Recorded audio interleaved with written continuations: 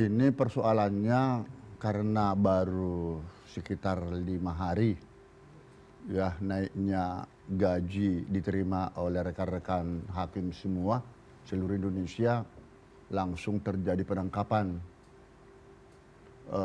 daripada Ketua Pengadilan Negeri Depok dan wakilnya. Jadi ini yang membuat mungkin masyarakat, bukan mungkin lagi ya, yang membuat masyarakat geram, marah. Nah, jadi ini sudah terjadi. Dan ini persoalannya adalah menyangkut masalah pelaksanaan eksekusi. Yang sesungguhnya menjadi tanggung jawab Ketua Pengadilan Negeri itu adalah pelaksanaan eksekusi. Biasanya kan dilakukan dulu penetapan konstatering ya, pra eksekusi. Ini kasus yang Depok ya? Yang Depok langsung ya. Jadi masih pra eksekusi ini biasanya kedua belah pihak itu dipanggil ya untuk melihat objek di lapangan. Berapa luas daripada objek itu, berapa jarak tempat yang ditempuh. Nah, dari situlah nantinya akan diketahui berapa biaya eksekusi yang sesungguhnya.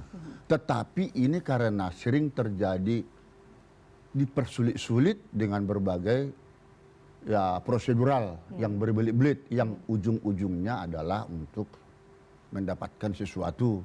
Itu tadi biaya untuk uang pelicin katakan. Nah, ini yang menjadi permasalahan. Berbeda memang kalau seorang hakim yang istilahnya seharusnya dia dihukum bersalah tapi dionslahkan atau diprisprakkan. Tidak salah ya.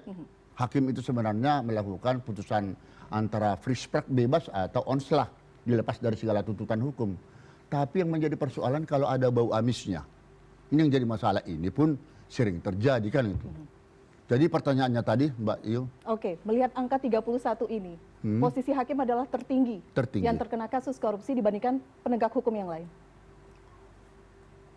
Ya, saya kira semua kita melihat kalau memang transparansinya seperti itu, apakah itu sudah benar data, kita juga belum tahu kepastiannya ya. Itu menurut kami mengutip datanya dari KPK. Dari KPK, mungkin dari Kejaksaan Agung beda ya. Tapi bertambah kalau misalnya berdasarkan data. Tapi terlepaslah dulu, berapapun jumlahnya itu, sekecil apapun hakim memang kalau menerima sesuatu suap, karena tugas hakim kan sebenarnya berada di tempat sepi ya, untuk membuat satu putusan yang tidak boleh tergoda dengan bentuk apapun. Nah, dan sebenarnya hakim yang punya integritas tinggi ini, pertama menurut saya, karena saya juga mengalami ya, harus memiliki perasaan takut akan Tuhan. Jadi imannya harus kuat, ini di atas segalanya, supaya jangan ada cerita seperti yang Bang Saud mengatakan, ini kan hakim itu katanya wakil perpanjangan Tuhan, tangan Tuhan. Perpanjangan Tuhan di bumi. Tapi justru terbalik, menurut beliau, saya tidak berani ngomong nanti bilang. Yang wakil itu apa? Wakil setan itu yang nah itu. Nah, jadi ini yang sangat memprihatinkan bagi kita semua. Oke. Nah, karena itulah satu-satunya jalan sebenarnya, karena hakim itu juga tidak sempurna ya, 100% juga manusia. Kalau saya katakan, bolehkah para pihak ini tidak menghubungi hakim? Apakah itu pengacara, apakah itu jaksa atau KPK? Ada itu secara terselubung. Nah, tapi kan kembali lagi kepada hakim itu sendiri. Maksudnya ada yang terselubung, pernah merasakan juga, ada pengalaman? Sangat. Sering kita digoda. Hanya tergantung daripada tindakan iman kita mau tidak kita menerima. Yang menggoda adalah pihak dari lawyer kah, atau pihak yang dari swasta, atau dari internal sendiri, panitera, atau seperti apa? Pada umumnya itu dari eksternal.